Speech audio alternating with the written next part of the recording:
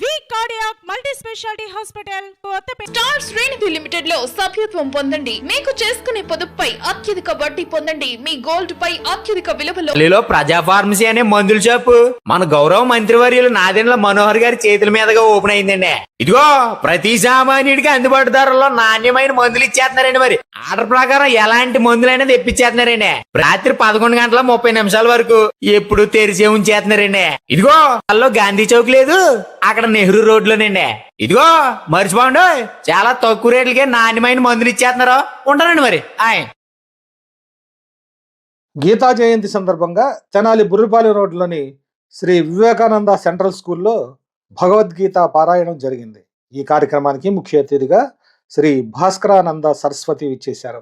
భగవద్గీత మానవాళికి అందిన రోజు కనుక ఈరోజు ఏకాదశి మార్గశిర మాసాన్ని గీతా జయంతిగా ప్రపంచవ్యాప్తంగా జరుపుకుంటారు. భగవద్గీతలోని అనేక శ్లోకాలు విద్యార్థుల్లోని మనోవికాసాన్ని పెంచుతాయని, విద్యార్థులకు హార్ట్ ఆఫ్ లివింగ్ ఎలాగో తెలియజేస్తాయని, ఏ శ్లోకాలు ప్రగతికి మనోవికాసానికి తోడ్పడతాయో ఆ శ్లోకాలు వాటి అర్థాలను ముఖ్య అతిథి విశదీకరించి చెప్పారు. విద్యార్థుల్లో భయాందోళన, నిరాశ, నిస్పృహ తొలగించి కార్యోన్ముఖులను చేసే శక్తి భగవద్గీతకు ఉందని, ప్రతిరోజు కొన్ని శ్లోకాలను చదివి అర్థం చేసుకుని పాటించినట్లయితే అద్భుతాలు సృష్టించవచ్చునని స్వామి భాస్కరానంద చెప్పారు. విద్యార్థుల మనోవికాసానికి భగవద్గీత అనే సంచికను విజయవాడకు చెందిన ప్రముఖ వైద్యులు డాక్టర్ చావా మురళీకృష్ణ ఆవిష్కరించారు. వాటిని విద్యార్థులకు ఉచితంగా పంపిణీ చేశారు.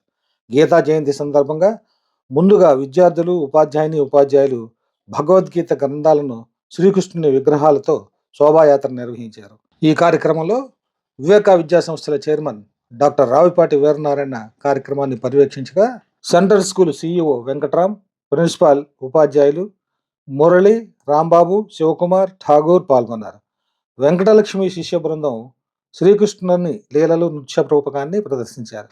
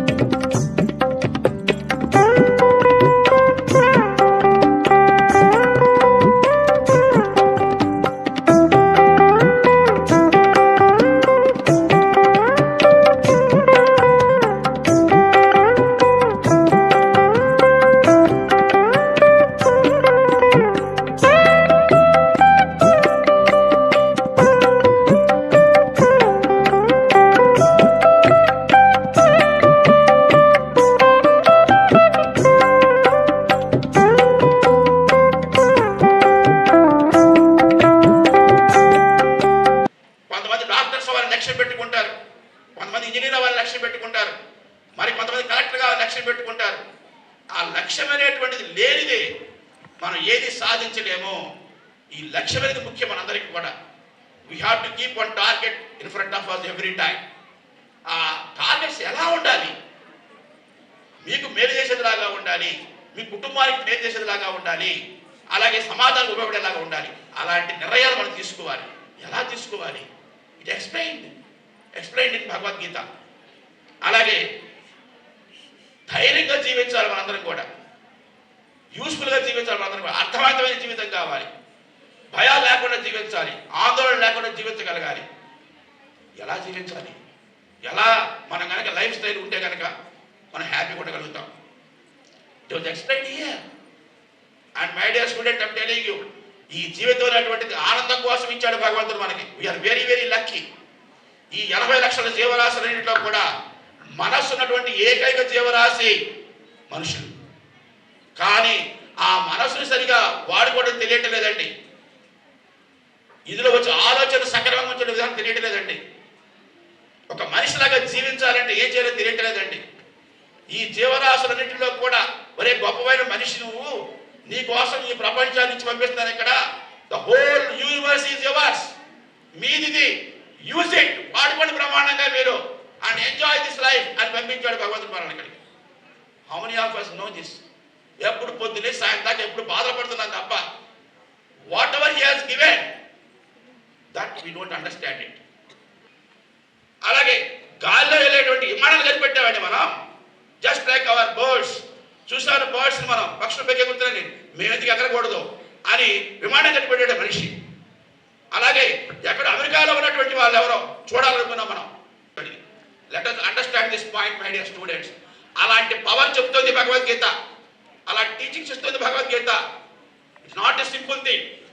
And my dear student, with help of this you can understand how to live a life, art of living. అసలు జీవితం ఎలా? It is art. జీవితం ఒక కళ అండి. చదవటం ఒక కళ, మాట్లాడటం ఒక కళ, నడవటం ఒక కళ, అది తినడం ఒక కళ, అన్ని కళలే. అలాగే జీవించడం కూడా ఒక art. How to live comfortable life in this world, అది పట్టుకోవాలి మనం. అందుకోసం ఇచ్చాము ఇక్కడ మీకు ఆర్ట్ ఆఫ్ లివింగ్ అనేటువంటి పేరుతో.